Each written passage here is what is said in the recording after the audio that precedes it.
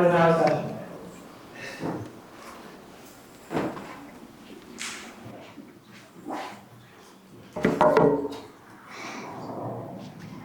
Hello everyone and welcome. I want to thank each and every one of you for coming out to our People's Tribunal. I also want to thank the lovely people here at First Lutheran Church for allowing us to use their space. My name is Sarah and I'll be introducing tonight's event. Before we begin, I'd like to tell you a little bit about who we are and why we're here today.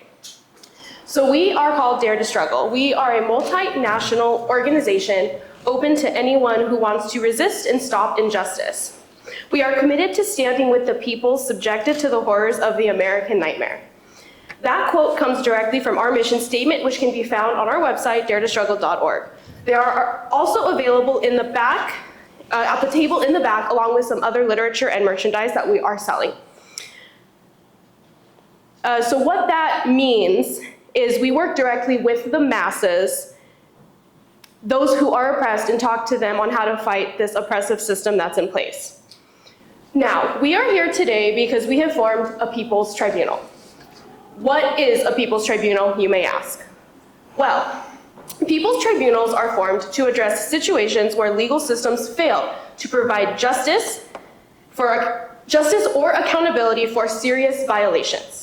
The legal system is not made to give justice to the oppressed, so that is why we are giving them justice by the people. We are giving a platform for oppressed peoples to share their stories. That is why we are here today. Today, we will be putting Fullerton Police Department on trial for their crimes of repression of protesters, harassment, and murder. Shame. Shame. Shame. Fullerton Police Department has killed 3 Latino men just in the last 15 months, harassed the family members of those they've murdered, and arrested, threatened charges, and intimidated those of us who have spoken out. Today, we will be trying them for their crimes. As you can see, we invited them here today, but they did not show up. Shame. Shame. Cowards. We will be hearing real testimonies from the victims of Fullerton Police Department's crimes.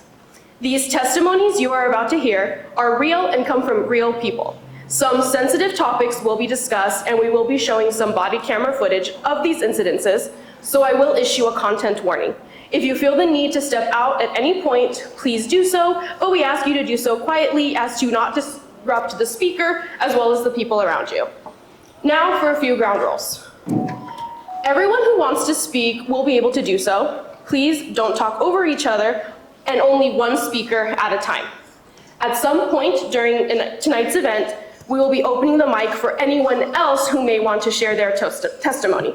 There is a sign-up sheet near the entrance for you to sign up if you would like to share your testimony. Now for tonight's program. We will open with the opening statements from our prosecutor, Sean. Then our eyewitnesses will be taking the stand and giving their testimonies. Sean will then give the closing statements, and we will end this event with the ruling from our judge, Lola. With that being said, let's begin.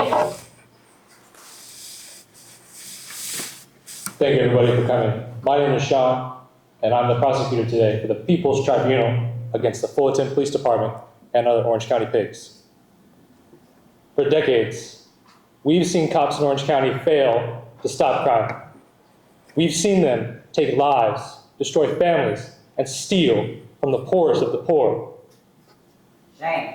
There is a treasure trove of evidence of the Fullerton Police Department and other Orange County cops repressing righteous protests, not just in the last couple months, but decades past. And like what Sarah has said, they've gotten away with murdering 3 Latino men: Alejandro Campos Rios, Pedro Garcia, and Jose Naranjo-Cortez. All of these men were Latino. Almost all of them were homeless, or they were facing some kind of mental health crisis. And none of them were armed. These men could be alive today. For the last 2 years, we've been going out with one simple message in Orange County. Killer cops are running free, and we need to start resisting. We need to demand these killer cops be locked up, and we need to resist, fighting back outside the official channels. Tonight, the defendants are being tried in absentia. Usually in any criminal trial, the defendant has a right to be here. They have a right to their own trial. In other words, we need to hear out the other party before we can make a ruling. But because of the nature of the crimes against the people, and because of the danger of the suspect or the defendants, we are trying them in absentia tonight. We have heard FPD's silence. We have heard these lawyers and these politicians stay silent. That's right. So as far as we're concerned, we have heard the other party. That's right. We're not going to wait for justice anymore. We're going to start taking this responsibility into our own hands. We're choosing to reject this injustice system because it's the same one that has rejected us. If no one else is going to put these police on trial in any meaningful way, then the responsibility falls to the masses. For the first time in Orange County, the people are putting their oppressors on trial. The ball is not just in our court. We own this court.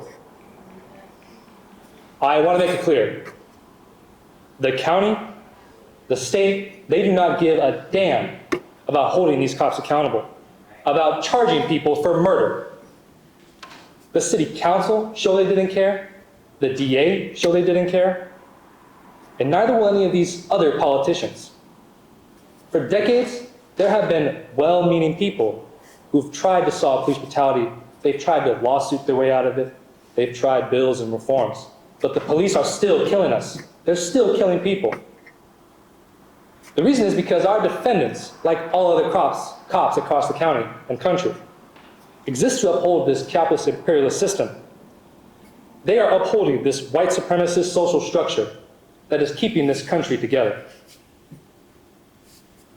Our system doesn't have a solution for homelessness, for treating mental illness, for free healthcare, or creating an actually equal society.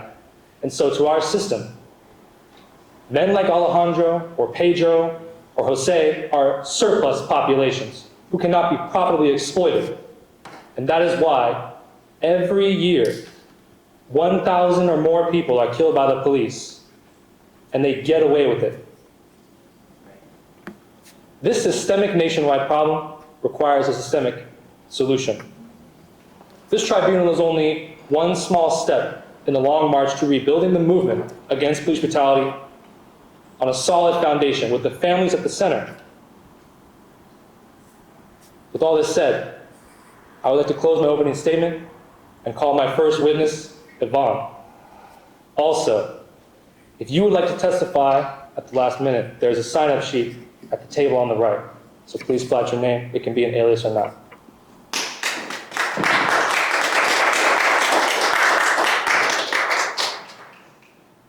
Hold on.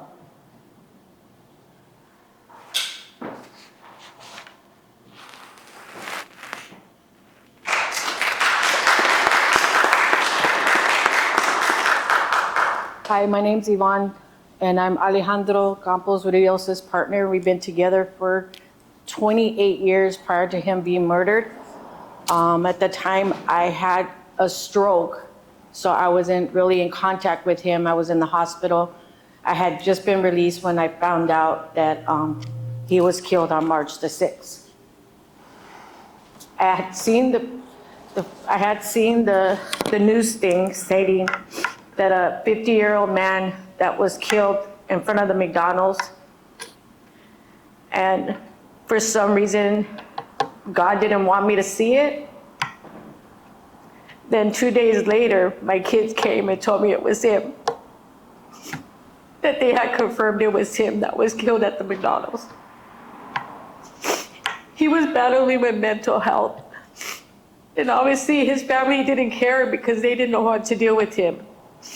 I was the only one dealing with him, and I was having a struggle with him. I asked them for help, and they refused to help me to help him. They feared because it's a man and a Mexican man that mental health is not in their religion, that it's not a illness, that he shouldn't have went through that. But they don't understand it is. It is in common in Mexican men, but people don't know that because they don't care. So I've been, since his death, I've been out here protesting, and getting in front of the police and telling them who killed him. And the lawyers know who killed him. They have 2 names of the officers, but at this point now I'm being excluded on a lot of stuff. Even after I was the one that sought the lawyer. I was the one that found, they were referred to me by another family person, and now I'm being excluded. Now I don't know what they said to my youngest son. He was in jail. They went to see him and now he's missing. I don't know where he's at. He hasn't contacted me. Normally he contacts me when he gets out, and he hasn't. I don't know what his state of mind is at this moment, because he was also incarcerated when his dad was killed, and the police in there also informed him that he was killed. So he's been battling this for a year and a half now, and he still hasn't dealt with his death. And I'm scared because Fullerton PD has been harassing him, because Fullerton is his city. That's all he knows. That's his life in city of Fullerton. But because he has the same name as his dad, they've been harassing him and trying to find any way to put him in jail because of it.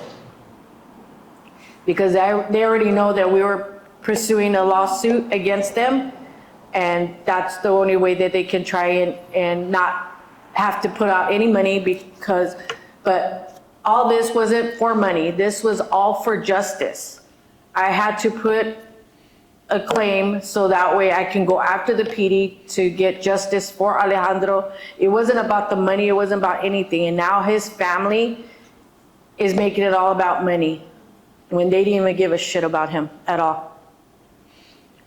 And it's just so frustrating that I'm out here doing all this, and as you can see, I have family here, but it's not his family that's here fighting and going against the PD, going against the city to get justice for him. They just big easy money. But no, to me, it wasn't about the money at all. I have him with me. I have his ashes with me. He's with me 24/7. They don't even call and say, hey, can I talk to him? You know, nothing at all. So now my son's out there lost in this evil world. And I just pray to God that he protects him and not him be another victim of this police brutality in the city of Fullerton. And his year was on March the 6th of 2025. Then in March, a week after, they killed Pedro Garcia. So I went and I talked to the mom, and it's just like, it's heart-wrenching because I don't know how it feels to lose a child.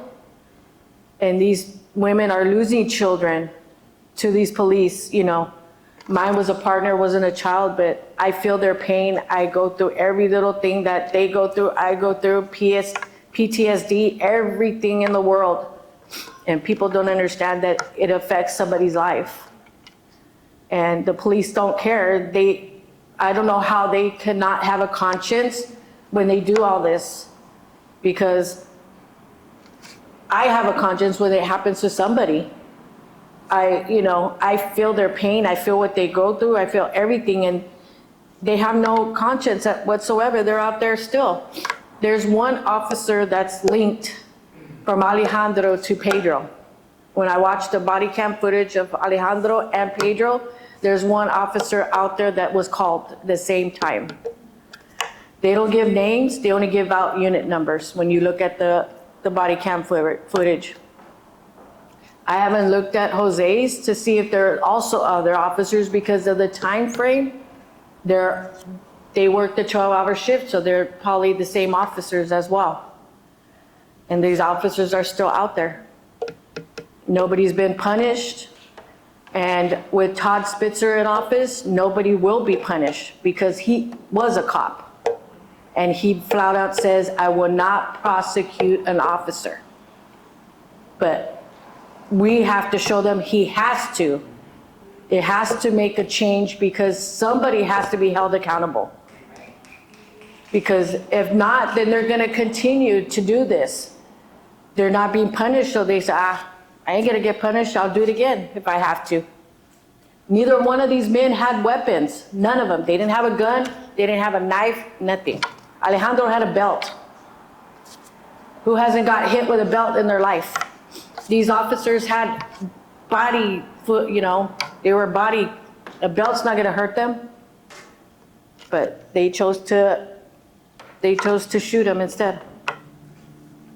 They used rubber bullets. They used a taser on him. The taser didn't work. They used the projectiles. Supposedly the projectile is the one that pierced his chest, and that's what caused him to die. But no, it wasn't. If you look at the body footage, you can see he grabs his forearm, and blood starts gushing out, and goes down to the floor.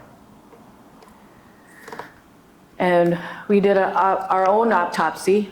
We sent him out of state to be autopsied by a high-ranking pathologist, and it shows he declared a homicide, that they did kill him. But of course, our Orange County coroner is gonna say no, that he was killed by a projectile that pierced his chest, and that's what caused him to bleed out. No. And you can also see he died right in front of the McDonald's. He didn't die at the hospital like the Chief Bradis said. They always say they die at the hospital. They don't die at the hospital. They die where they were killed.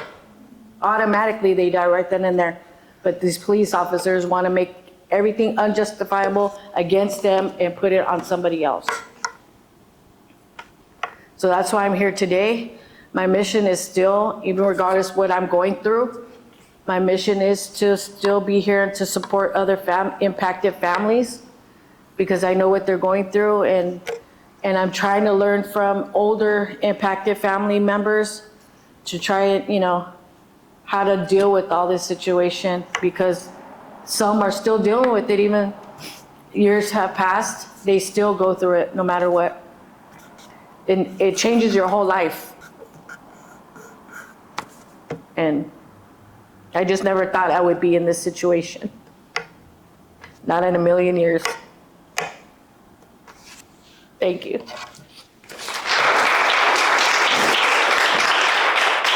Yvonne, before you leave the stand, I'd like to ask you a couple questions and start my cross-examination. Thank you. You said in your testimony that you never expected something like this, and oftentimes when you're in the street, you say, it could happen to you. So what has it been like to go through this for 2 years, and have you always been against cops? No. I was always with them, of course, protect and serve. Without officers, we can eliminate crime, but some of the crime doesn't justify murder for these people that, they chase and shoot down, shoot them in the back. How is that justifiable? It's not justifiable when you're executing them in the back. None of all this is it. No further questions.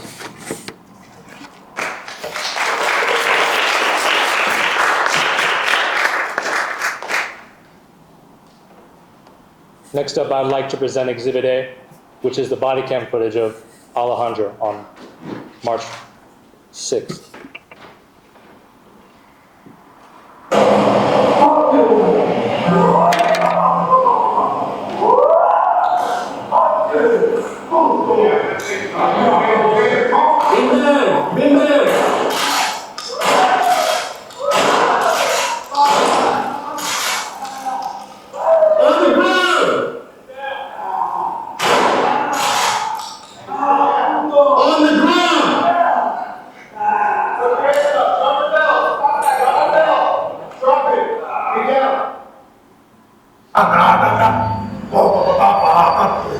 Hey, gray shirt. What's your name, man? What is he on? What is he on? Hey, what's your name, dude?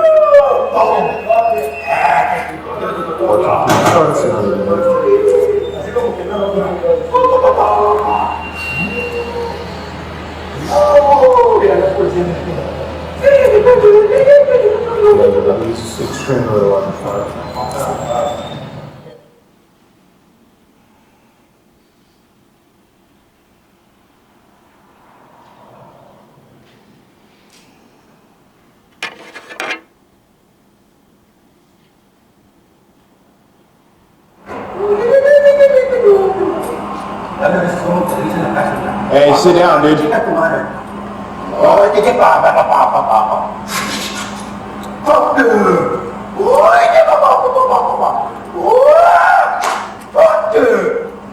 I'm gonna tase you, dude. Taser.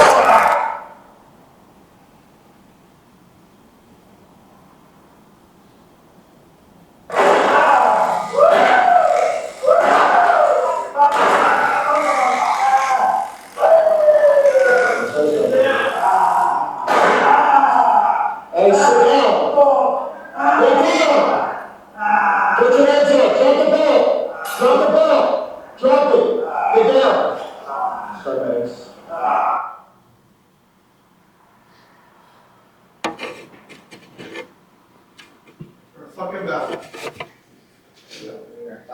So it's not quite clear in the video, but there's at least 12 squad cars. It was entirely a possibility that the officers in this exhibit could have swarmed him or tackled him. There was absolutely no need to use a taser for a man with the belt, let alone beanbags. Beanbags themselves are very dangerous. They're called less than lethal, but yeah. Beanbags themselves sting very much, and it is very possible that they can puncture the skin, as was shown in the video. Now, whether or not that was the reason why he died, there was absolutely no reason for any of this. If we had a police system that actually served the people and would rather give their life than to take another, then Alejandro could have been alive today. Right. Yes. He could have been booked and let out that morning. But because he was Latino, because he wasn't in his right mind, who cares, right? So that's exactly why we're calling for these cops to be sent to prison. Next up, my next witness is Christina. She'd like to testify.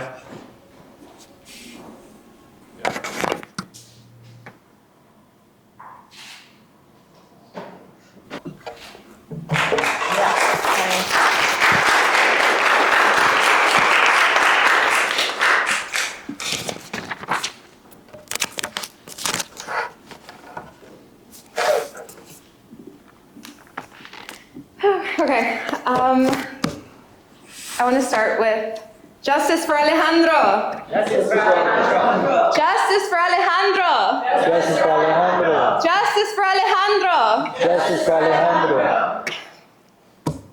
Sorry, this is hard. This is really hard. Okay, do I just start?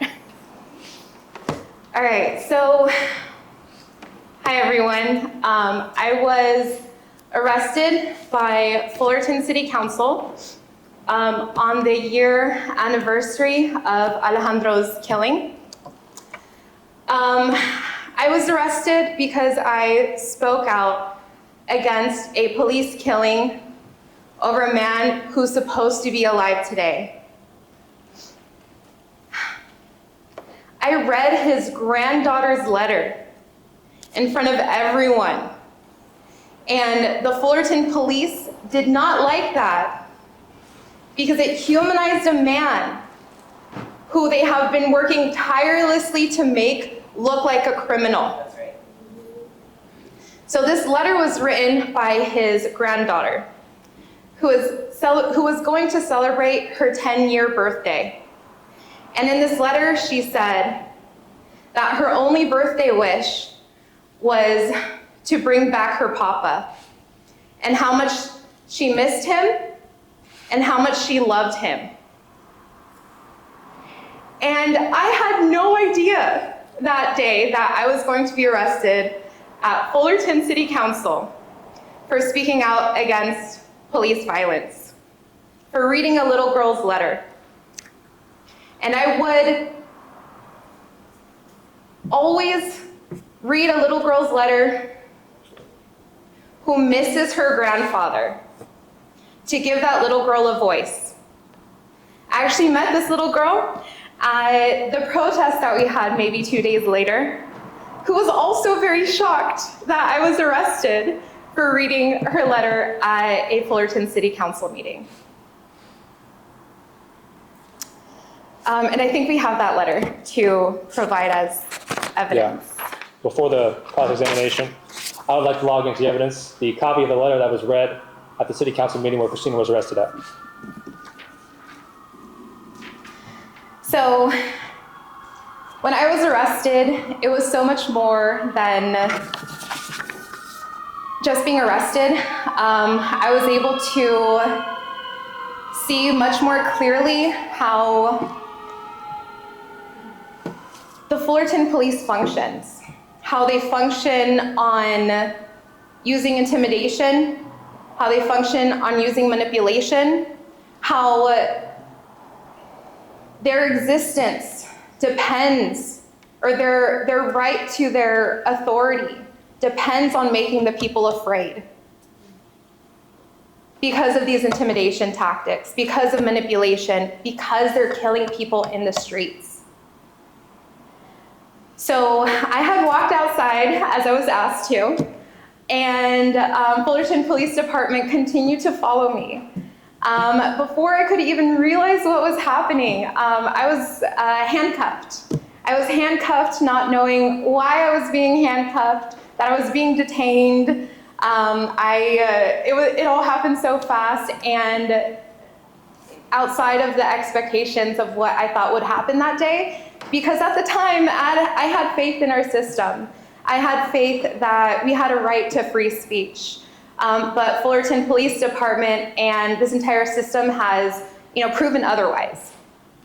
So I was arrested, taken in the back of a police car, and driven just across the street to Fullerton Jail. And they proceeded to go through all of my personal belongings. And asking me questions, and when I would ask them, am I required to respond to this? Their response was just, do you want to make this harder? Do you want to make this more difficult? And I was, being handcuffed to a metal pipe in a jail is very intimidating. It's very scary. It's very, so they're, I don't know how to say it. Their manipulation tactics, worked. It was very intimidating and scary.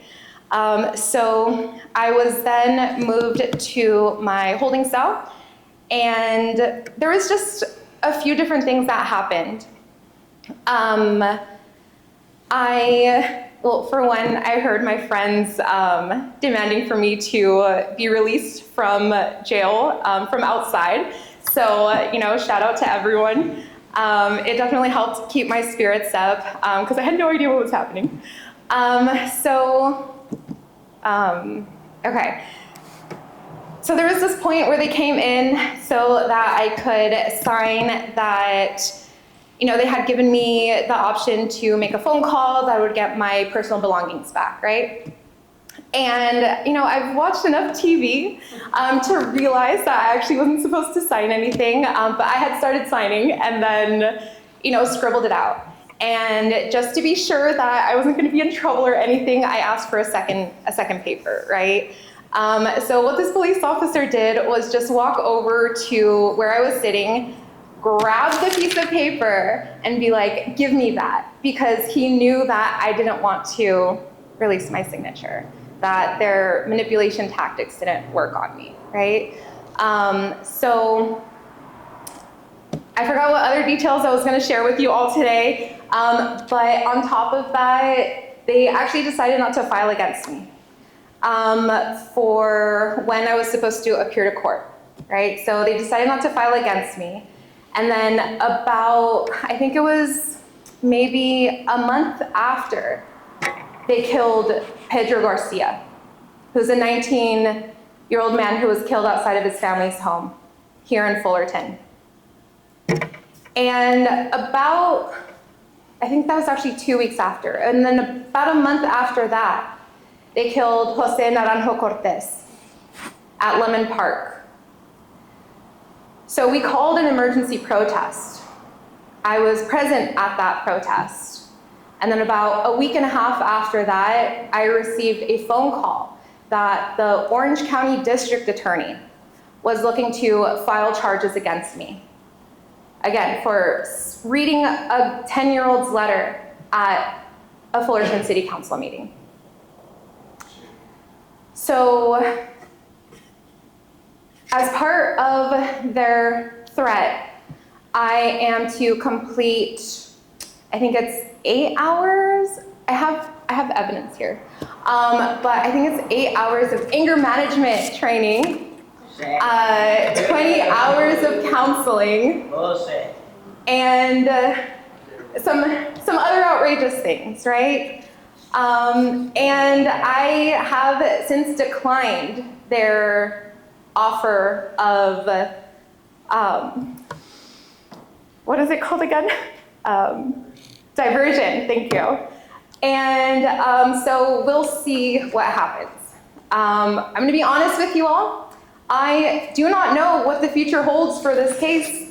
I do not know what's going to happen, and it is pretty scary, but I'm going to choose to be brave about it because the Fullerton Police Department needs to answer for their crimes.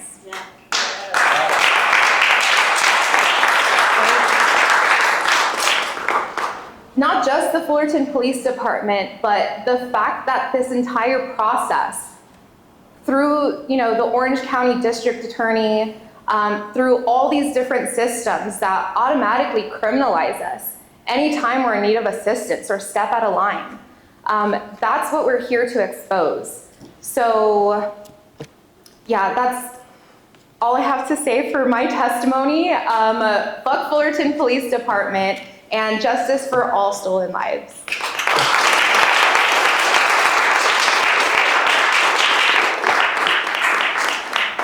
Also with the evidence, the diversion offer that was sent to Christina only months after the arrest for reading the letter.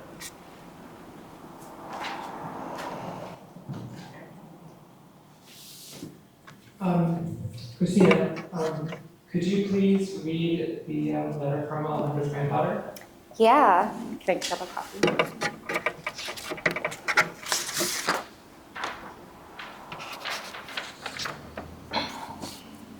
So it says, "Dear Papa, I love you so much. I wish you never died. I wish you were still here to say happy birthday to me. I turned 10 and I miss you so much. My wish was to bring you back. That's how much I love you. I never wanted you to die. I'm really sad. You were my whole world to me. I still miss you a lot. And Grandma, she's sad. Also, my dad. I wish I would have said one last goodbye.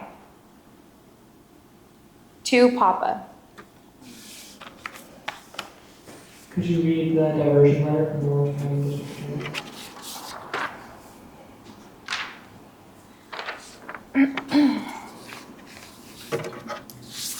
the Orange County District Attorney? The Orange County District Attorney's Office, OCDA, has reviewed police reports, video, and other evidence under the above case related to your actions at the March 4th, 2025 City of Fullerton Council meeting. Although your actions constitute violations of the California Penal Code, the OCDA is prepared to offer you pre-filing diversion under the following conditions. Attend and complete 8 hours of counseling, specifically as to anger management and/or conflict resolution. Complete 20 hours of community service at any nonprofit. Follow all rules of order and decorum during any city council meeting and agree not to cause any impermissible disruption that would constitute a violation of Penal Code Section 403. Agree that the statute of limitations for criminal filing be extended for the duration of the diversion period.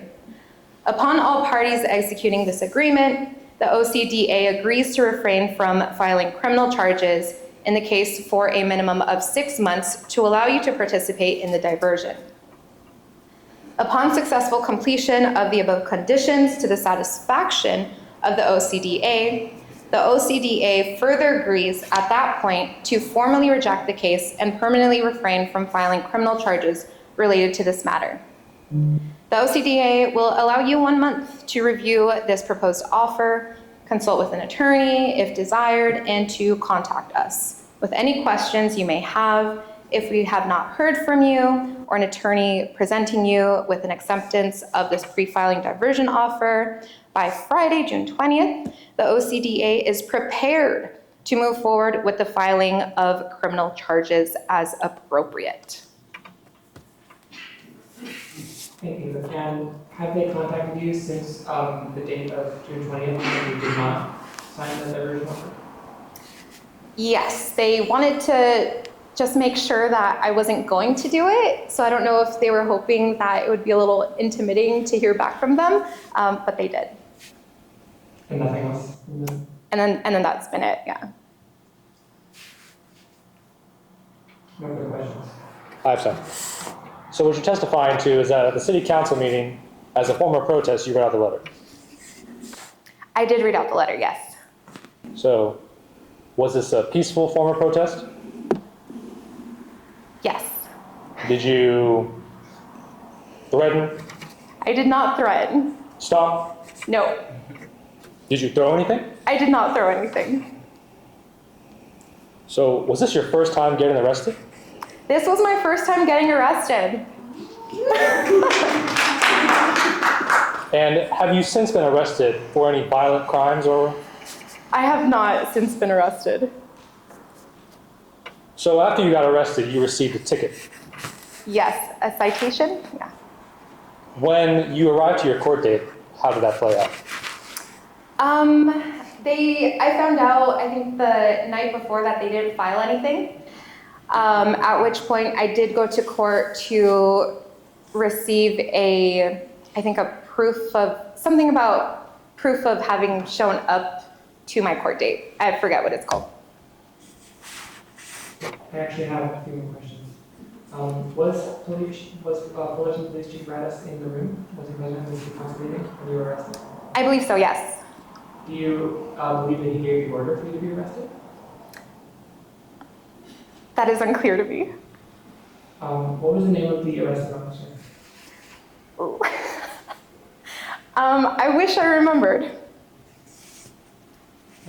But it was a gang unit officer who handcuffed me. And my arresting officer on my citation was a different police officer. More. Are you a member of any gang? I am not a member of any gang. So in the diversion offer, it says you need to take anger management. My question is, who do you think should take anger management? Definitely the Fullerton Police Department could benefit from some training, but still fuck them. The whole system is guilty, so. No further questions. Thank you.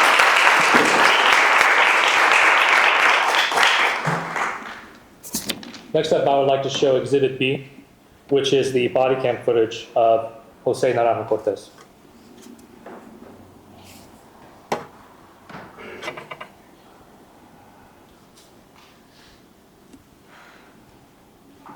Back up. Back up.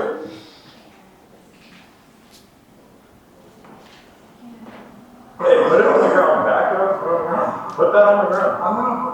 I don't care. Put it on the ground. You can't light fires in public. I'm telling you to put it on the ground. Put it on the ground. I'm not saying you are. Go sit over here. Okay? Okay, and I'm trying to understand that. But when you come up to my car with something that's on fire, that's a problem.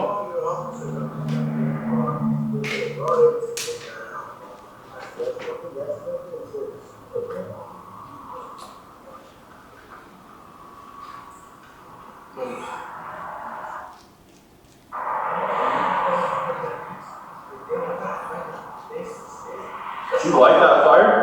No. So.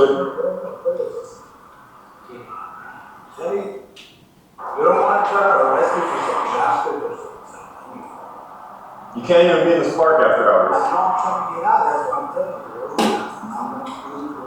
Put some gloves on. Get gloves. Do you have any weapons or anything illegal on you? Can we check? Okay. Alright. Put your hands on the top of your head. So I'm telling you to. Sir, oh my God, listen. Oh, You ready? no, sir, you can't. Are you gonna listen? Boy, where you gonna take me to, man? I look so, you're giving me tuberculosis, sir. No, I can't take you. I'm a borderliner, though. Are you gonna listen? No, sir. Why you take me, fool? Are you gonna stand up? Sir. Please stand up. Alright. No, you can't do it. No, sir, what's going on? What the hell did you do? I'm not a probation officer. No, you can't leave me, sir. No, what the hell?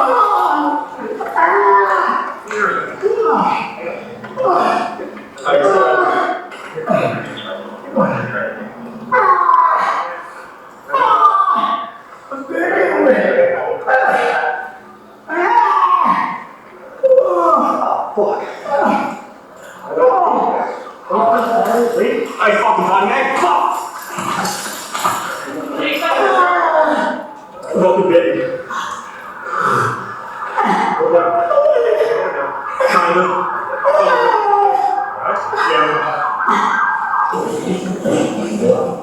Relax, dude. Hey, calm down, man. Relax. You're not going anywhere. Relax. You want to say?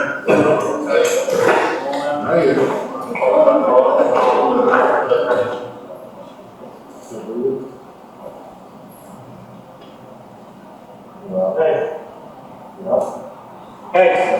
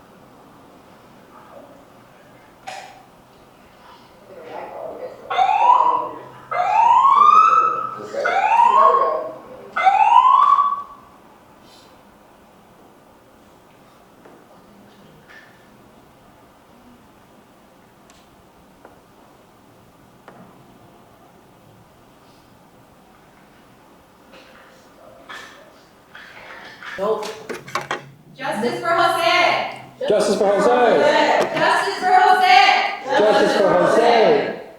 Fuck Fullerton PD! Fuck Fullerton PD! Fuck Fullerton PD! Fuck Fullerton PD! Nothing murders.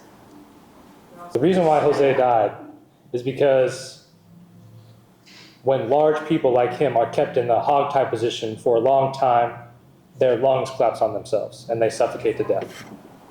So, but regardless of that, regardless of the fact that he wasn't shot to death, they put a bag over his head and kept him in such a compromising position for 10 minutes if you watch the full body cam footage, at the least. So, at least to me, it appears more of like a Klan execution than arresting a suspect for the crime of being in a park after hours. Was the bag necessary? If the defendants were here right now, could they testify that they needed the mesh bag? And the question we also have to ask is biting someone and resisting arrest constitute a death sentence? One thing that puts this more into context is that Jose was in and out of the justice system. And I believe that night he had spent the day out of jail. So it's really not a coincidence that the day someone gets out of jail, they're later pulled up on by the police. That's what happens in our justice system. People who, for a bogus reason or not, end up in the justice system, they stay in there. And for the rest of their lives, they're going to be either known as a felon, their record will be totally spoiled, or they will keep having continuous problems with the police. When do criminals change as people, and when do they stop being criminals?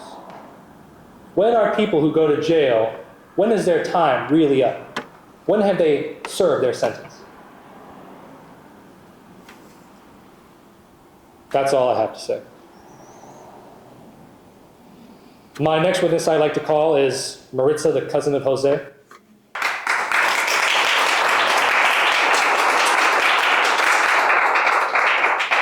They're on speaker? Okay. Okay. Did you want to say something? I just want to make sure we can hear you. Yes. Can you hear me? I hope you can hear me. Yes, we can hear you. You got this. Could you introduce yourself? Thank you. Thank you. Thank you. Peace and power to each of you holding space today. My name is Maritza, and I come to you not in person, but in spirit and solidarity. Today, I speak as a grieving cousin, a witness to injustice, and a voice refusing to be silenced by fear or fatigue. On Easter Sunday, April 20th, my cousin was taken from this earth by the very people sworn to protect and serve. That day was meant to be sacred. That day was meant to be full of resurrection, not death. But instead, our family was shattered by the unthinkable. His life was stolen by police brutality, unnecessary force, excessive aggression, no humanity, just violence. And I still feel the ripple of that day in my bones. Grief has become my shadow companion. It lingers in the quiet moments and explodes in the loud ones. There is no moving on from something like this, only learning how to live while carrying the weight of what should have never happened. My cousin was more than a headline. He was more than a statistic. He was light, he was laughter, he was someone's son, brother, friend, cousin. He mattered, and the audacity of those officers to treat his life like it was disposable, to use such extreme force that he never got to walk this earth again. It's not just unfair, it's inhumane. What happened that night was not an accident. It was not a misunderstanding. It was a reflection of a system that sees black and brown bodies as threats before they are seen as human. We need accountability, not someday, not in theory. We need it now. The officers who were there that night, who stood by or participated in the brutal force that ended my cousin's life, they must be held responsible. Their badges do not absolve them from consequence. Their silence does not erase our pain. And to anyone who thinks this could never happen to them, let me tell you something, it can. One day you're laughing with your loved one, and the next you're screaming their name into the void, begging for justice. Police brutality, it's not just a headline. It's real. It's a thief that robs families of futures. We must keep saying their names. We must demand transparency. We must dismantle the systems that protect killers in uniform. And we must never grow numb to this pain, because it's in that numbness that injustice festers. To the organization that has stood by my family, thank you for your love. Thank you for your presence and your power. You remind us that we are not alone. And to my cousin, Jose, I carry your name like a flame in my heart. I will not let them forget about you. I will not let this be buried beneath bureaucracy, greed, and corruption. You deserve to live. You still deserve justice. In your name, I speak truth. In your name, I demand change. Thank you.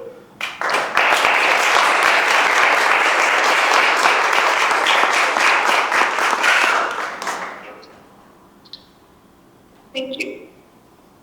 I have no questions. Maritza. Thank you so much, Maritza.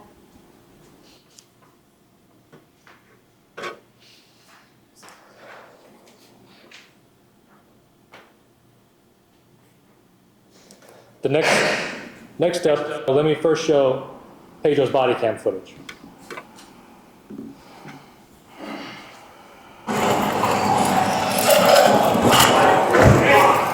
Watch crossfire, watch crossfire, crossfire.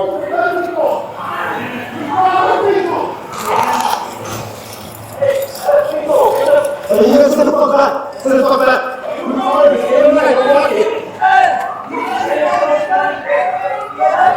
Stay over there.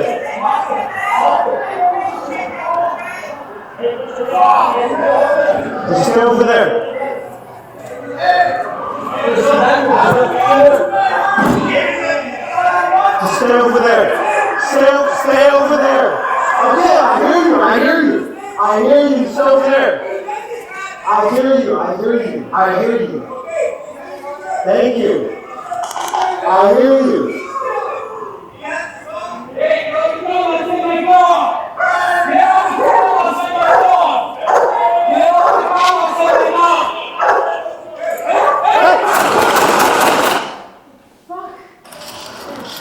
Yeah, I know. 414. On the east side of the house, I got somebody come out to me. What's that?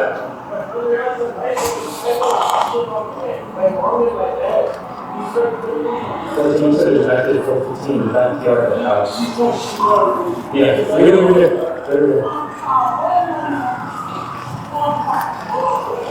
So he said that I was in the backyard.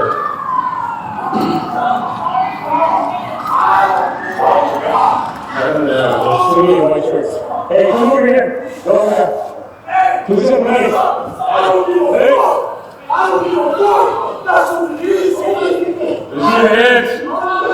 Let me see your hands. What's the sense of hands in his body? He's walking away north town. Put your hands up! Put your hands up, man! Hey, I need you to put your hands up. This is my car. Hey, put your hands up, man. Put your hands up. I don't want you to get hurt. Put your hands up. Okay, I need you to turn around, man. Turn around. I need you to turn around.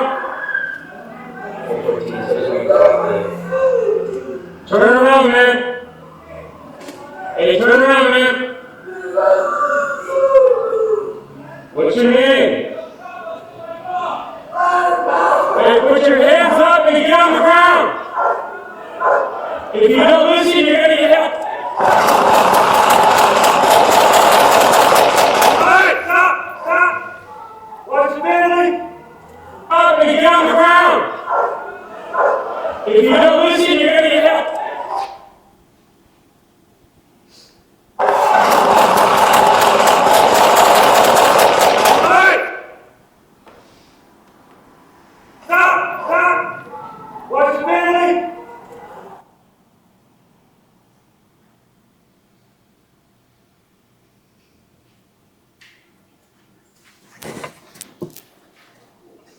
So, Pedro was 19, legally an adult, but basically a kid.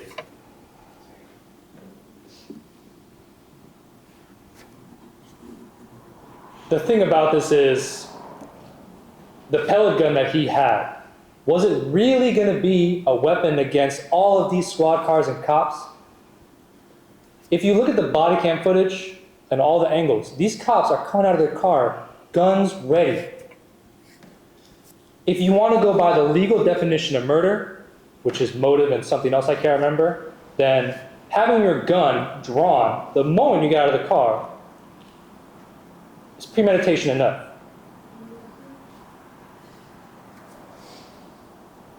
Pedro could be alive today if these cops had hesitated, and if they weren't so scared of a 19-year-old boy with a fake gun. You can hear the family saying, "Don't shoot." You can even hear them in Spanish saying, "Don't shoot." But they shot him 26 times. He was on the floor, and they were still shooting. None of this needed to happen. It's the same thing with all these other cases. They could have mobbed this guy, put him in handcuffs, and been done with the situation. He gets locked up for a fake gun for a little bit, gets out, continues on with his life. This kid had maybe 60 or 70 years left of his life. And now, his family has to live every day knowing that they trusted the police to take care of their own situation, but that night they lost their loved one. It's something that, it's a pain that no family should go through. That's all I have to say about that.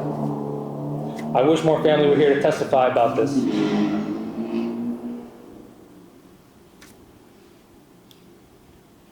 The next step is Susie's recorded video testimony. I'd be one of the women out here that's homeless.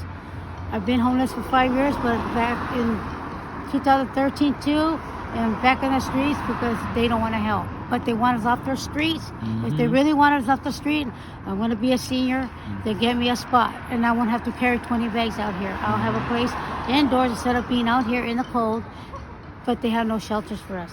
And even the shelters are not even good either, to be honest. So That's right. Please, we need our housing. We need some help with these Fullerton PD. They need to stop harassing people for no reason.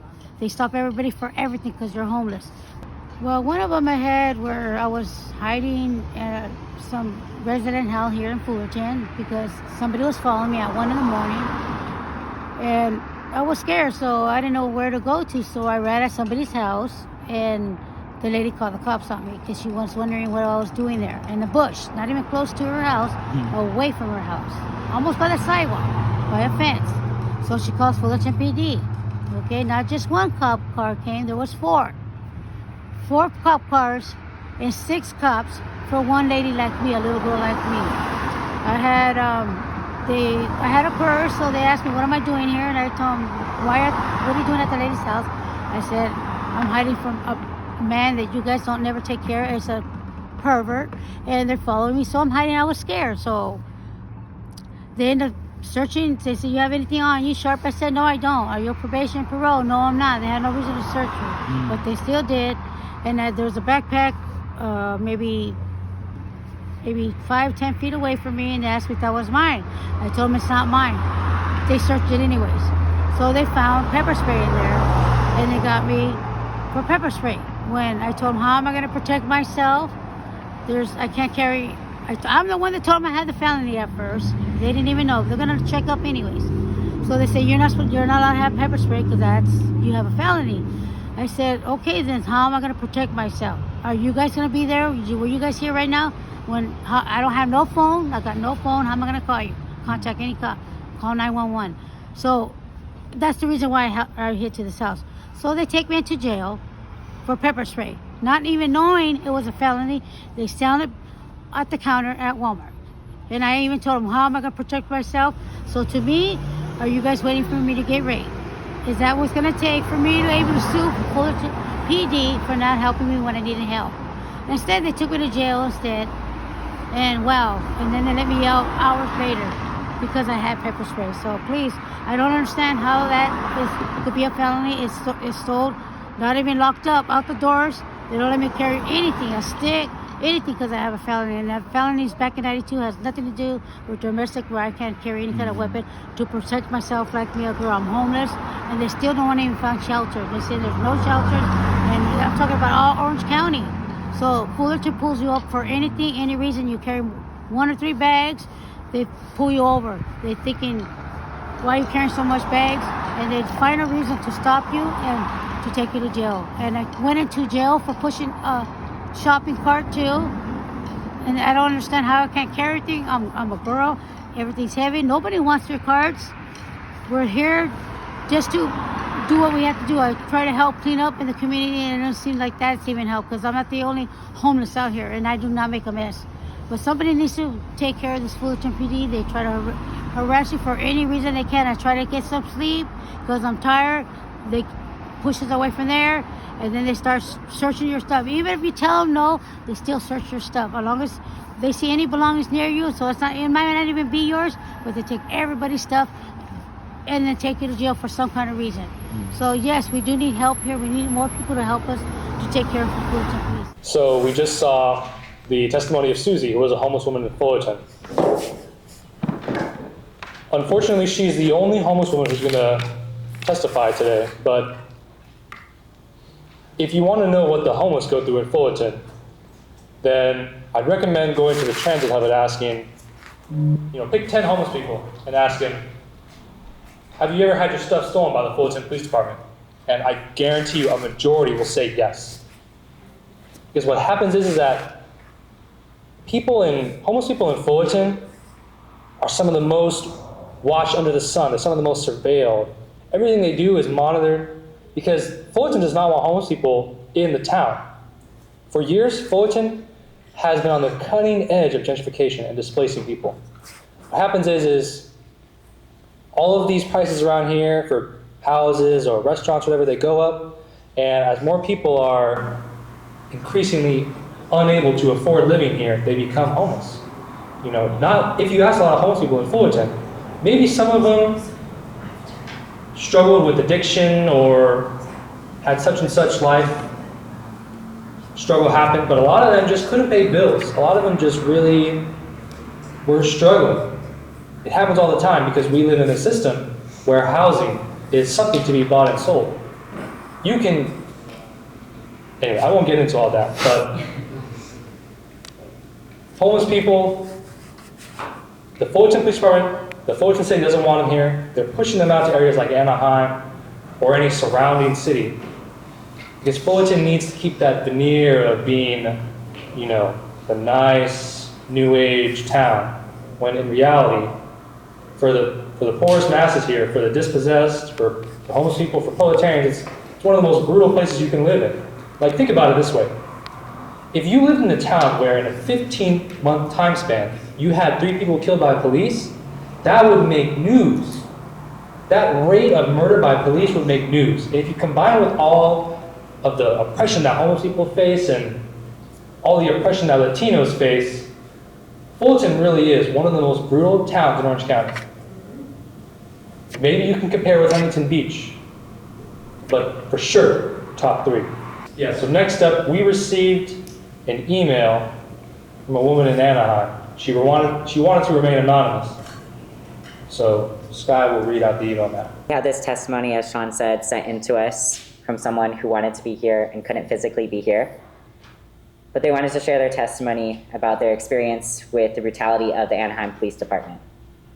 I have experienced brutality from the Anaheim Police Department, which is not too far from Fullerton Police Department. I was in a manic episode, and I was not conscious or in the right mind when the police brutality occurred. I was running towards the officer. I am 5'5" and harmless. The first thing this officer, or he is bigger than me with more training. The first thing the officer could think of was to jump kick me. Then he was being sexist and transphobic on top of it. I had to deal with the prolonged pain and pay several medical bills because of him. And he had the audacity to charge me for attempted assault when I was the one who was clearly assaulted by him. If I looked more masculine, I would have had been shot, dead, by this thug, like what the Fullerton PD did to others. A social worker or an emergency nurse would have done a better job than a cop. We don't need to waste our money on cops. Thank you.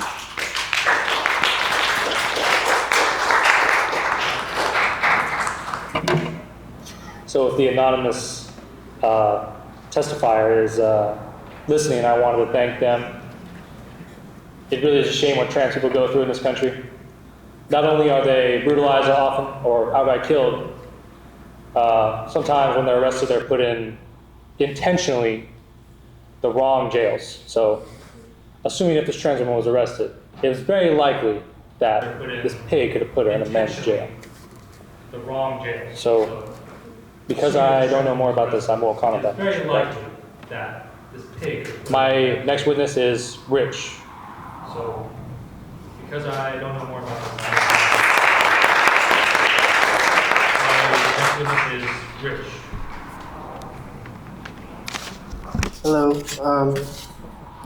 Wanted to say something small to just the repression that was going on against the ICE rebellions. My name is Rich. I've been a North OC resident both in La Habra and now Fullerton for most of my life. I've been very aware of the brutality inflicted on people by the police here. They've always shown me a level of animosity and disrespect when dealing with them. It's kind of their default attitude in my experience. Now I'm in my mid-20s and police brutality is still a reality, if not getting worse here. In June, during the Santa Ana anti-ICE protest, I witnessed and experienced the level of oppression that OC police brought down on people. People who are righteously disgusted and angry over these accelerated raids and went into the streets to demand the city of Santa Ana stop complying with ICE and federal agents. What OC police officers showed us was that they were not going to protect us, but attack us if we posed any sort of threat to deportations. In full riot gear, Santa Ana police protected the federal building in downtown where ICE detainees were kept, showing that not only are they complicit, but actively facilitating these deportations. For just holding a Dare to Struggle banner, I was shot at with pepper balls 2 times, both towards my face. And I'd like to say that the only reason why I don't have, bruises on my face, or did not have bruises on my face, is because I was able to block them with the banner. They're not supposed to aim at the face according to their official guidelines, but 2 shots in a matter of seconds came straight at my face in a very big open parking lot. This was the experience of many others I talked to over the next 2 weeks that these protests were happening. Later in the same day, I, along with other people, were shot at with tear gas. It's too hard to remember how many were shot at us, but enough to the point that many people, including myself, had to sit down and catch their breaths and wash their eyes out. Many people were screaming, holding their eyes and wheezing on the ground, many being very young. And I like to say this amounts to chemical warfare against people, tear gas being a chemical weapon banned in warfare under the Geneva Convention, originally signed in 1928. These officers are still on the force. They're the very people who will supposedly protect us, but we understand that is not their job. If you call the police to tell them there are ICE raids in your neighborhood, they will ignore your call for help. If people in your neighborhood decided to fight back to stop ICE from deporting our neighbors, they would gladly show up to stop you from disrupting deportations. Although I support both LA and OC rebels who understand the police are a force to fight back against, I'd also like to acknowledge that everyone is being repressed, both rebellious and peaceful protesters. I was just holding a banner that, and Santa Ana police decided I should be a target for 2 pepper balls straight to my face. If they think this helps to quell dissent, they are mistaken, because what this only does is to fix in people's minds that the police are not to be praised, but to be confronted. To oppress people in this country, they are our class enemies. History proves this to us. I have faith in organization among the very people who deal with police brutality. Nothing has been more promising in terms of achieving justice for the people than people coming together to fight this system outside the official channels, outside the ways they want us to fight. That's the purpose of events like this People's Tribunal. Let's set the record straight and let Fullerton PD and other OC police know that they have a problem on their hands. The people are together and are fucking disgusted by them, that the only solution is confronting and fighting against them. They shouldn't be praised as much as a broken down fence post in your front yard that struggles and fails to do the job it supposedly is there to do. And if anything, if the fence post grew some legs, they're actually just straight up murderers, and that they're a detriment to our peace and security. Fuck Fullerton PD. Before we leave, Rich, I'd like to ask some questions, Rich. What did you say? Before you leave the stand, Rich, I'd like to ask some questions.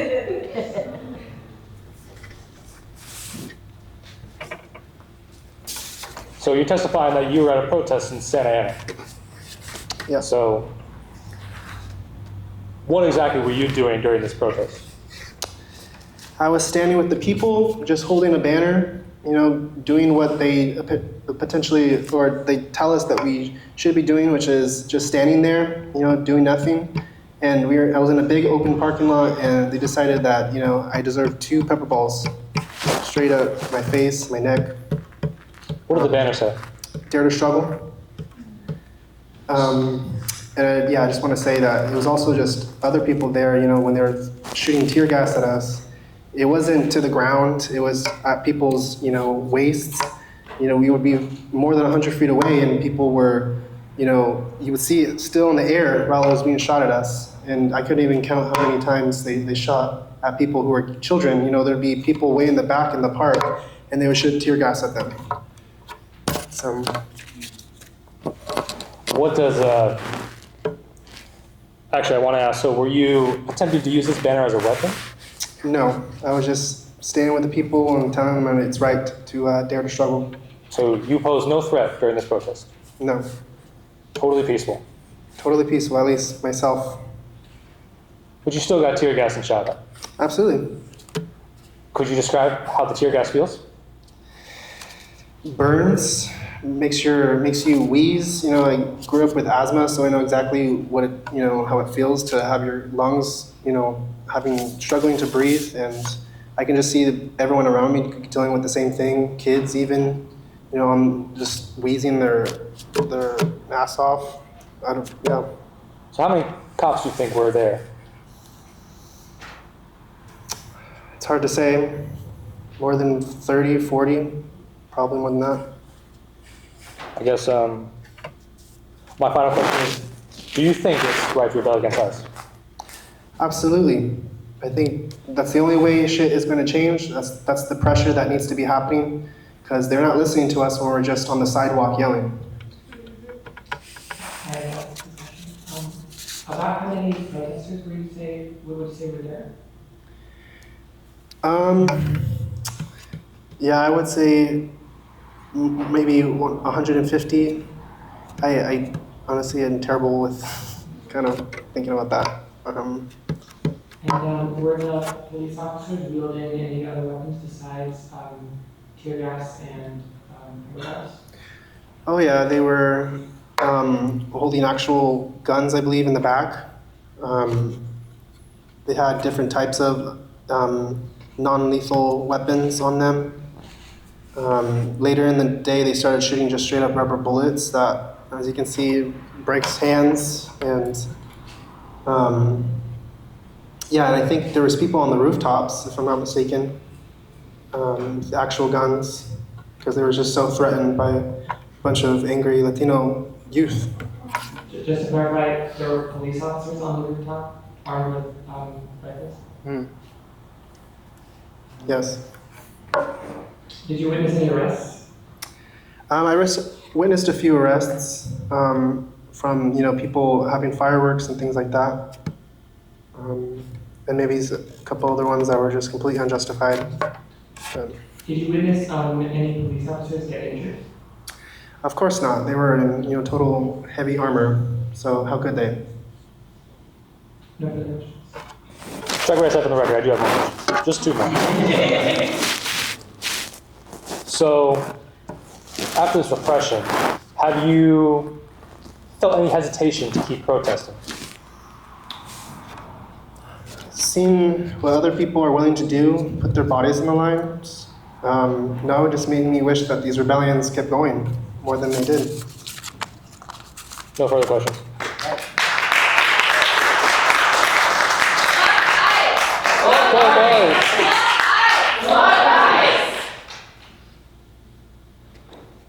If any other witnesses would like to take a stand to testify either against the Fullerton Police Department or for the Fullerton Police Department, they're welcome to do so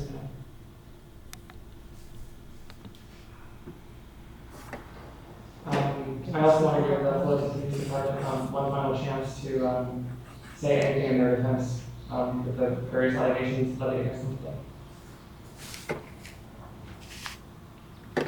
I will say that I personally confronted Fullerton police officers before with some of the evidence that we saw here today, and they all have told me that they do not know who Alejandro Campos Rios is. They do not know who Naranjo-Cortez is. They do not know who Pedro Garcia is. One of them also told me that he knows personally around 100 other Fullerton police officers. What I understand, there are only 140 Fullerton Police Department officers.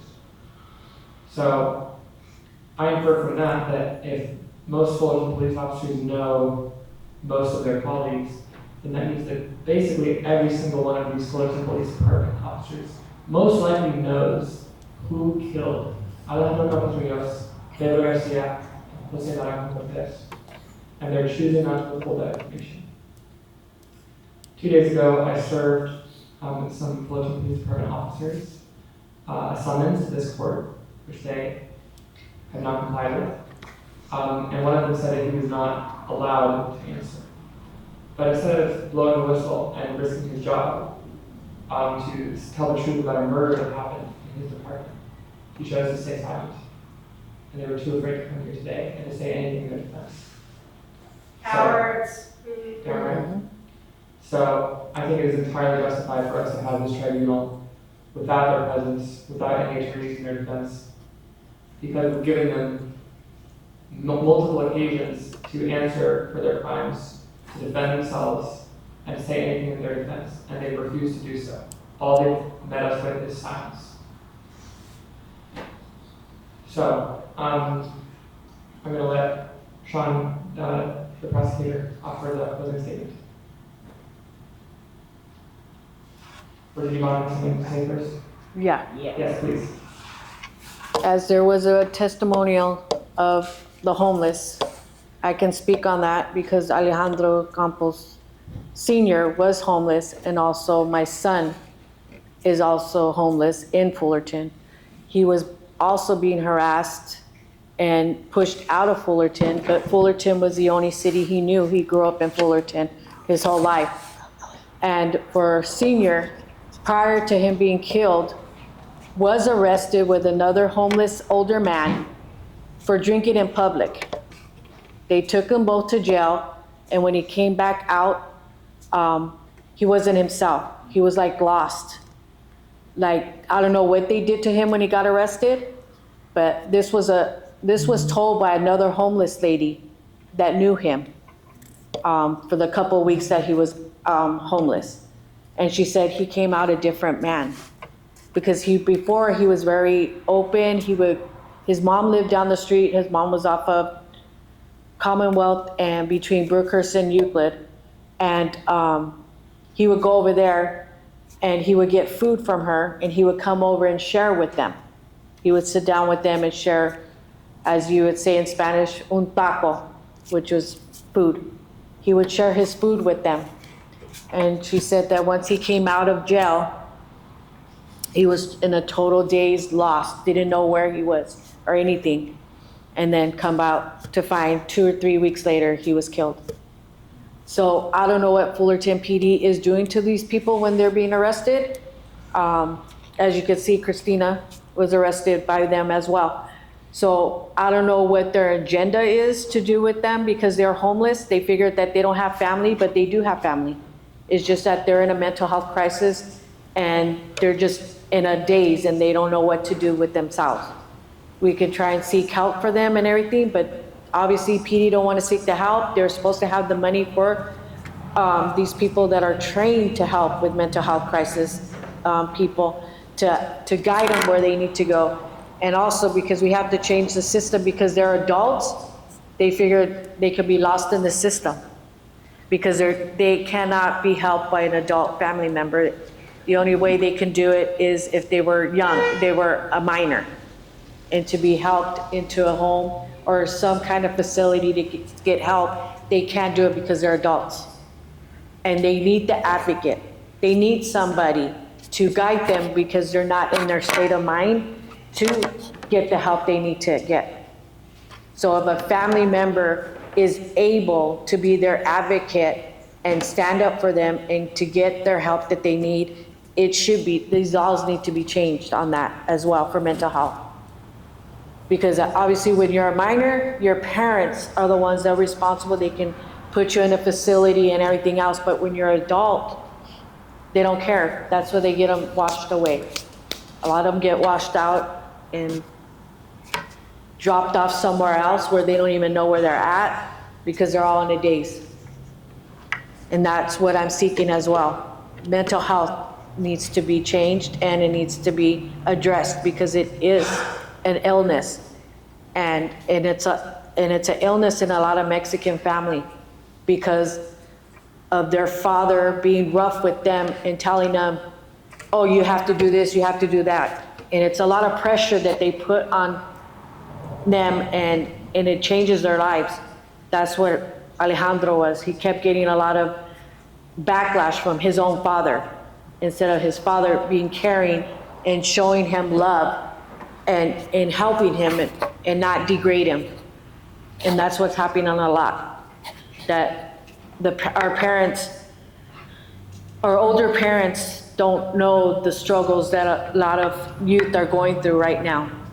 And they blame it on other stuff when in reality, mental health is an illness.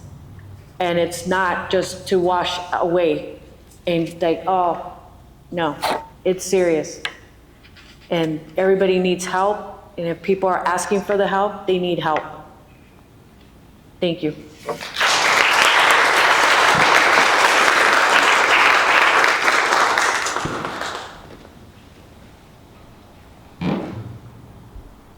So I want to share my testimony of my experience with police brutality. I know we're here more so specifically to talk about Fullerton Police, but it's a whole system-wide issue, not just city-specific. On June 5th, I was out in Paramount at the anti-ICE protest that took place there. My comrades were at the Home Depot, but unfortunately the police had barricaded the street, so I was not able to get to them. So I was there not by myself because there was a large group of people, but not with anybody that I knew, so practically by myself. And this protest was incredibly peaceful. People were playing music, people were waving flags, there was no violence on the protesters' part. Violence didn't begin until the police started throwing flashbang grenades at the crowd, who, like I said, was just playing music, waving flags. Like it was chill vibes for sure, until the police started throwing their flashbang grenades. At that point, they had actually deployed armored vans to the protest site with the armed police hanging off of the side of it, and then they started shooting into the crowds. I was luckily able to not get hit at that time. I was able to get away. However, on June 6th, I was actually hit with a rubber bullet out in the Battle of LA as I was running away. Again, the protests were not violent until somebody decided to throw a water bottle. And that was when the police thought that throwing flashbang grenades into the crowd was an acceptable response to a water bottle being thrown at them. A flashbang grenade actually went off right next to me. Luckily, I was quicker, luckily. But at the time of when I did get hit with the rubber bullet, they had issued, I believe it was either a flashbang grenade or a tear gas, I'm not too certain. But I was retreating, they shot me and I got shot in the back of the leg. And it was very, very painful. I was bleeding, and as I was there, I saw a bunch of other people with other welts, other injuries from the police. So yeah, like I said, it's a system-wide issue. It's not just city-specific. They're doing this all over the country, you know? And that's why we're here today, to show that we have a problem with this, and the legal system isn't gonna do anything, but the people can. So, thank you.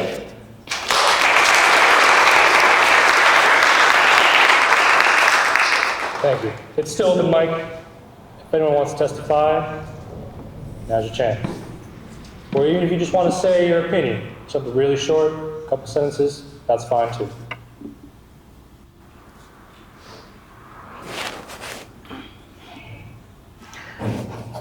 Hello, I don't know if you can hear me.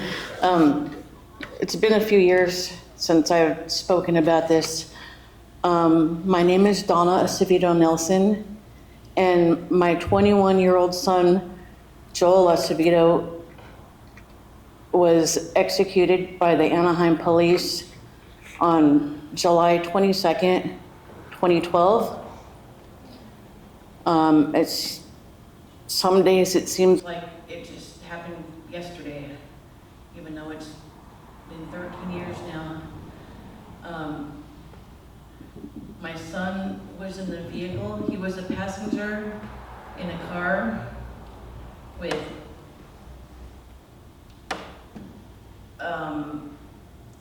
his friend Mona was driving, and they had picked up a 15-year-old who lived nearby who just wanted to ride back into the neighborhood. This is what I was told. They circled around the neighborhood. They were driving around the neighborhood to get home, and they had passed a gang unit car who said he recognized the driver. So he followed them, and they were spooked because he had been like after them previously that week. So they sped up, they hit a curb, and they jumped out of the car and ran. It was 2 gang unit officers who ran after them. They caught the young boy, and this is what I heard from witnesses. It was young kids up in the apartments looking down. Their water was turned off on one side of the building, so they were all in one apartment like waiting to take showers, and this was like 11:30 at night almost. And it was like one of the hottest nights in the summer.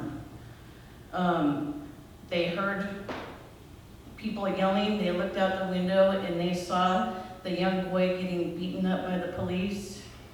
And then next they saw the other officer handcuff my son, and they shot him in the back of the head while he was handcuffed.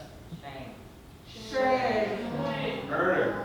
When my other son called me and told me that they shot my son, so when I got there,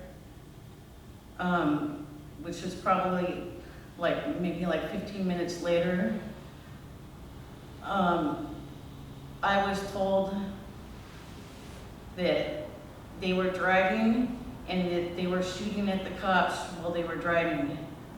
This is what they had told a reporter from OC Weekly back then. Later on, they had told me, I'm kind of fast, there's like so much to think about when I think about this and speak about it. Later on, the following day, there was a picture of a gun between my son's legs after they had said that they were shooting from the car. And the story changed to my son was shooting at them, and that was the gun that fell between his legs.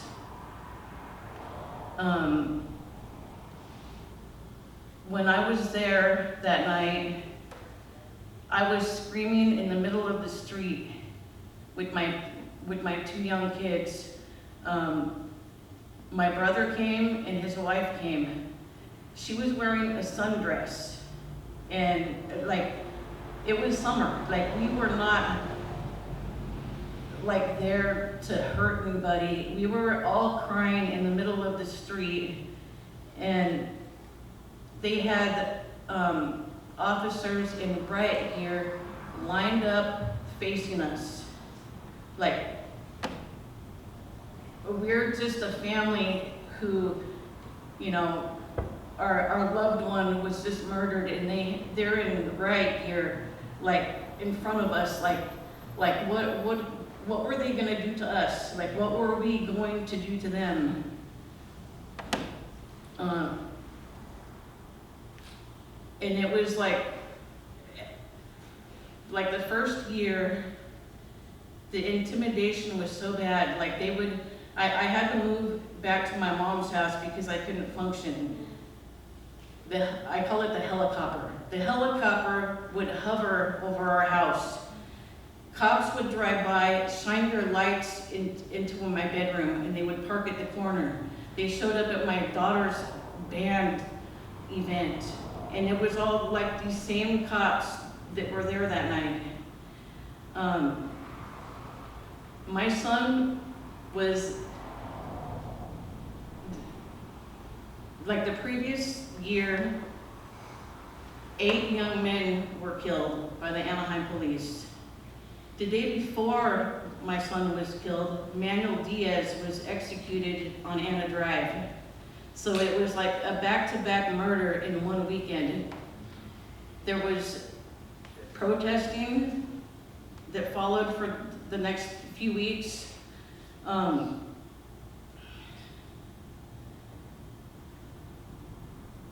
There was an a vehicle with armed, they looked like they were in the army, hanging off of a Suburban, driving around our neighborhoods during this time. And it's these were just neighborhoods. They didn't need to have these armed men. It kind of like now with ICE, in their fatigues and all their, rifles hanging off of them. For us, the gang unit would come, they would park all over the street, and it was the same officers that had killed other young men. And we learned later, they were all investigating each other. One of them, my son's friend was killed there also like 11 months earlier. And the officer that killed him was investigating the one that was killed 3 months earlier. And when you go to court, they were all like the gang experts on each other's cases. I mean, I don't know how it is in other cities, but Anaheim, like I don't understand how there was no outside investigation. They just all investigated each other.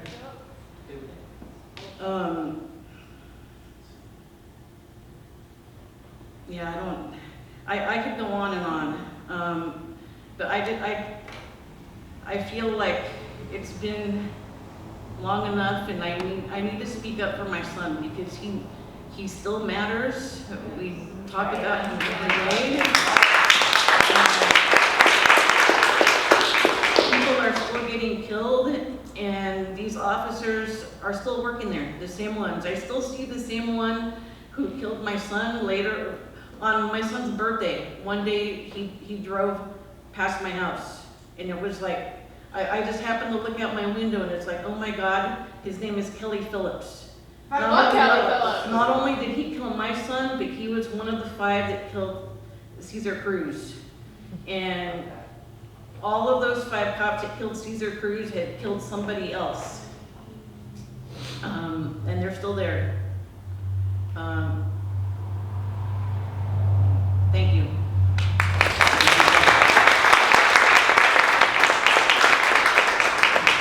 Would you mind if I ask you some questions? How old was your son Joel when he was executed? 21. So, a gun was found in suspicious circumstances. Mm-hmm. Do you believe that this gun was planted? Yes, I do. Later on in the OCDA report, when it took 8 days to get an interview from the officer. Like, it should not take 8 days to be able to say what happened. In the report, he said that he kicked it away. So if he had kicked it away, then why is it, you know, like a perfect picture of it between my son's legs? Like it looks like it was placed there. So yeah, and then when the story changed from them shooting from the car to suddenly it's, you know, 2 blocks away where they murdered my son, like that does not make sense. And yeah,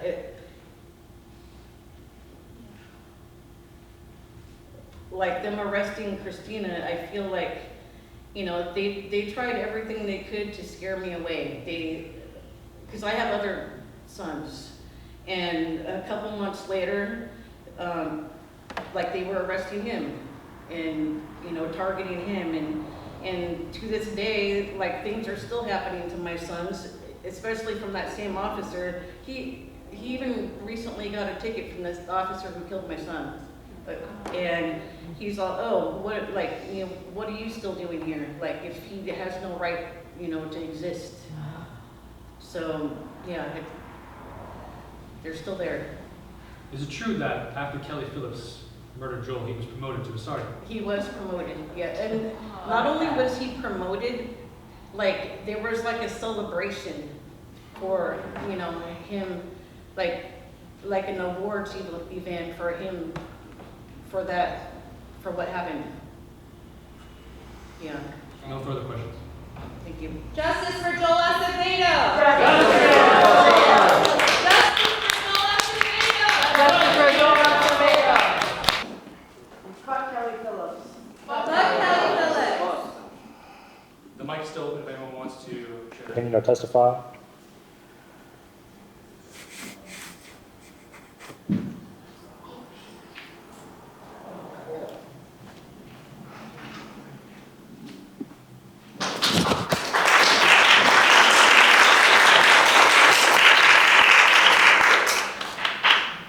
Hello.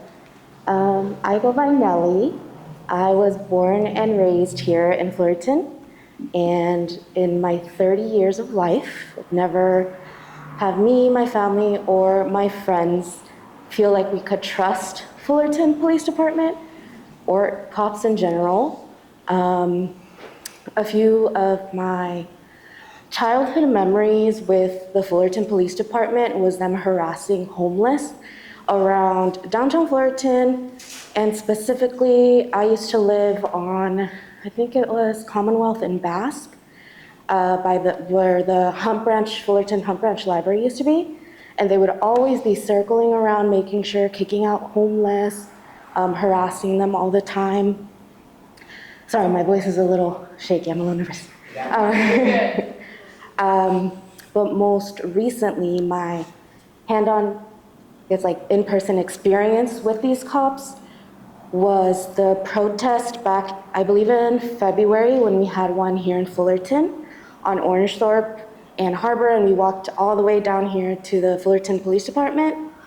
It was peaceful. People, like, I was talking to a few people. We were all just in high spirits, like, yeah, fuck ICE. And we were just, it was great. It was peaceful. No water bottles were being thrown. But once we got to the Fullerton Police Department and people were giving testimonies over the speaker, I started seeing a line of cops just run out wearing tactical gear, and then I saw that big tank by the actual building. And then we started to move and we saw the cops on the horses. What's the reason for that? We scared. Literally, like, what the, excuse the language, what the fuck? We were not, there was kids, mind you, little kids there with their families. They were protesting. They were just trying to scare us. They were scared of us for no damn reason, wasting our tax money. So I think that was the first time where my heart was pounding. I'm like, in anger, fear and anger, but like what the fuck? And then I was also there for the city hall where Christina got arrested for speaking out. I remember when Sky stood up to say something, I stood up with my sign, and the cops, the one cop that was on this side started telling us, like, you need to leave. He had grabbed my arm. It didn't seem forceful, but like when I was outside, it kind of felt a little bruised, but when I looked at it, it wasn't bruised, but still, like, there's no need for force. Fuck them. And then, not Fullerton, but I was at the Santa Ana protest recently, back in June. It was my first time being tear gassed. Again, peaceful. There was like, water bottles being thrown, but they were all in their tactical gear. None of these cops, again, were harmed or were being harmed, but there was gas being thrown at us and all these pellets, whatever the heck was there. But again, we were all being peaceful.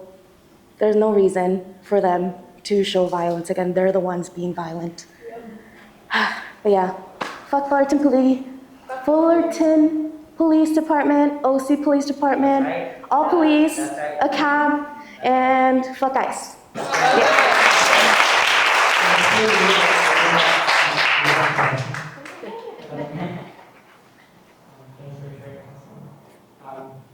I was wondering approximately how many Fullerton Police Department officers were out there during the February anti-ICE protests? Oof. Definitely more than 30. Yeah.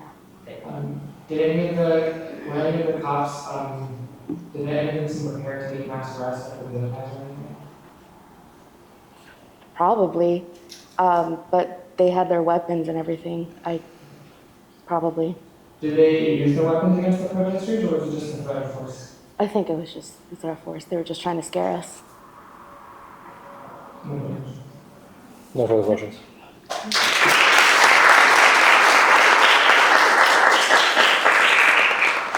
was there that day, and I confronted the police that were on the horse. And I asked every single one of them, which is the one that killed out in the What they have to say? Nothing. They were quiet. They just looked like in shock. They didn't expect somebody to come and say anything to them. Fuck Fullerton PD. Fuck Fullerton PD. Fuck Fullerton PD. Fuck Fullerton PD. Your mic still open?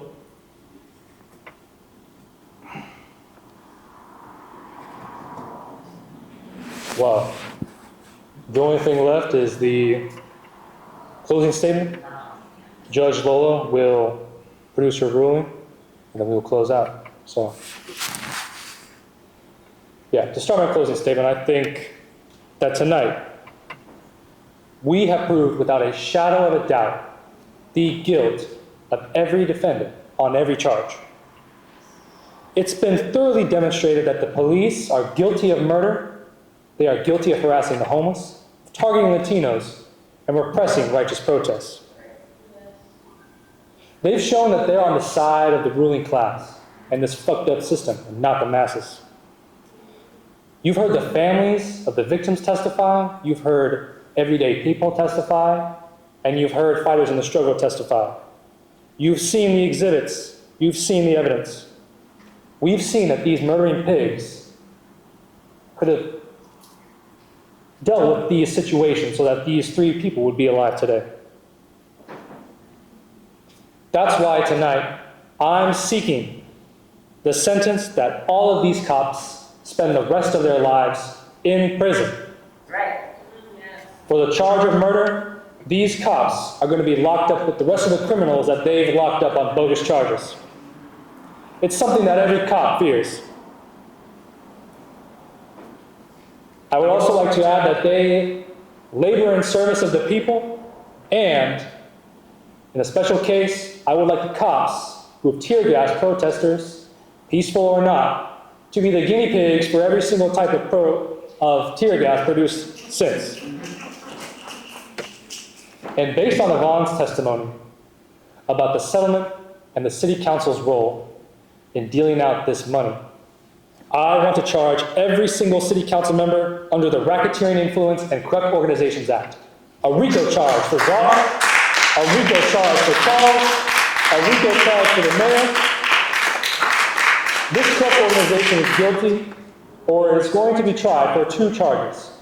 Obscenity for dealing in blood money and for the obstruction of justice.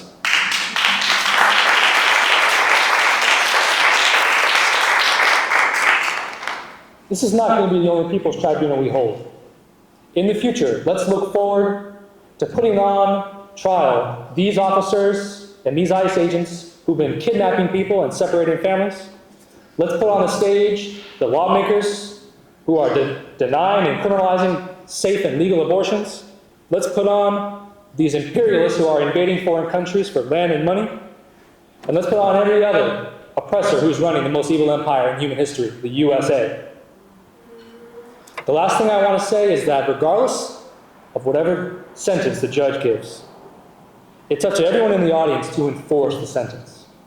The People's Tribunal only has power if the people themselves hold this sentence true and carry it out. Our power doesn't come from declarations or bombastic displays, but from actually exercising our authority to change the world.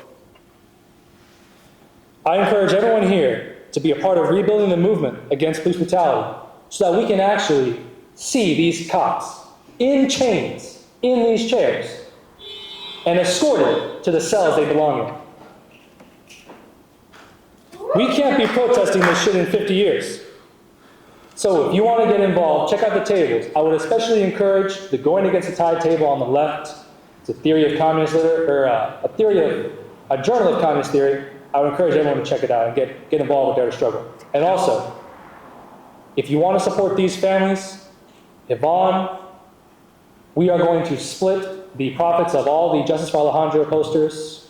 It's going to be a 60-40 split. So please buy a poster, put it in your window, put it in your door, wherever. You can get them at the table on the right. With that said. Having heard all the testimony and considered all the evidence available today, I, Judge Lola, find Fullerton PD guilty of the following crimes: the murders of Alejandro Campos Rios, Pedro Garcia, and Jose Naranjo-Cortez, profiling and targeting of Latinos and Chicano people, harassment of and rampant theft from the homeless population. I further find the Anaheim Police Department and Kelly Phillips guilty of 2 counts of murder. And I find the LA Sheriff's Department guilty of repression of protests and multiple counts of assault with a deadly weapon. I also find the Santa Ana Police Department guilty of repression of protests and multiple counts of assault with a deadly weapon. Further, I find the City Council and Mayor of Fullerton guilty of RICO, criminal conspiracy.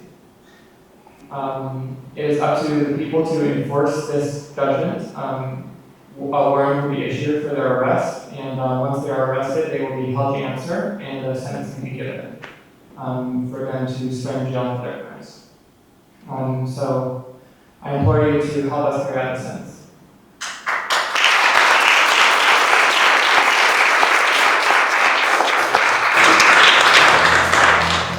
Justice for stolen lives! Justice for stolen lives! Justice for stolen lives! Justice for stolen lives! Fuck the police! Fuck the police! Fuck the police! Fuck the police!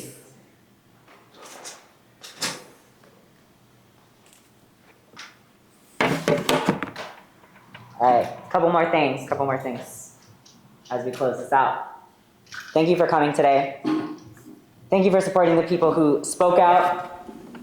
We told the people the truth because we know damn right the system has not been telling us the truth.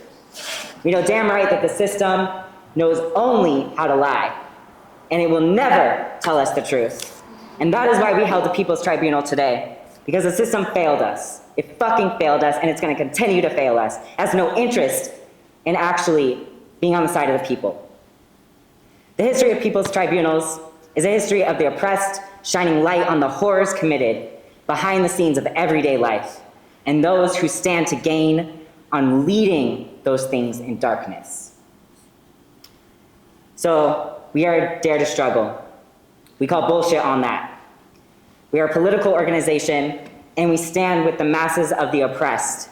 We're facing this American nightmare every day, day in and day out, day in and day out. And this is just the tip of the iceberg. And I know that every one of you knows another story, and another person who knows another story. And this goes deeper and deeper. But we are told to stay silent about it. We are told that it is what it is, right? So I think it is important that we name that what we saw here today is disgusting. It is vile. What Chief Pig Radis and what Pig Sergeant Ryan O'Neill defend is disgusting. What they put on their little critical incident reports, and they defend what we saw on the screen today. That's disgusting, and it is not acceptable. And yet we are told to believe that this is justifiable, right? So we have to ask ourselves, does it have to be like this? So I want a response. Does it have to be like this? No. No. And next we have to ask ourselves what is to be done, right? So that is why Dare to Struggle exists, asking that question, what is to be done? And we are asking everyone to be honest with themselves, to look at the options around us, the system that asks us to look to the system to fix itself, when the system is what got us in this mess, and we know the system that gets us in the mess cannot get us out. And we know that the masses are the maker of history. The people in the streets get us every little crumb of justice that we've gotten is because people are in the streets and they are demanding the justice, and they are demanding the people in power and forcing their hands, because they have no interest in giving us anything until we force them to. So I invite you to be curious about what this looks like, pick up some literature, start asking more questions, start talking to the people who actually want to change this shit and are going to be honest with themselves and are going to be honest with the people, because we will not lie to the people. The system has lied enough to ourselves, so we're not going to contribute to that. So again, thank you for coming here. Thank you for standing with the people that testified. Let's do something about it. Let's continue. This cannot be the end of it. Dare to struggle, dare to win.